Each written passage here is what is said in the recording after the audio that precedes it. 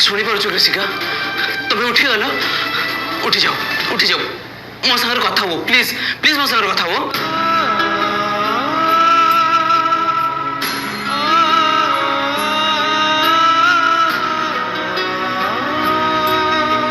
तुम ठीक अच्छे ना तुम तो मत पूरा पूरी डरी जाइल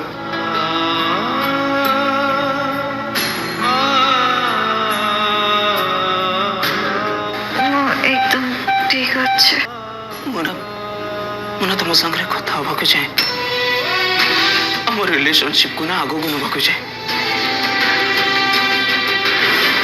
किंतु से ना आमको समस्त दूरी जावाई पड़ो बाकी लाइफ कथा चिंता करने पड़ो तुमर तुमर मो पर भरोसा अच्छी ना कृषिका तुम्हें तुम्हें मो संगे जीव ना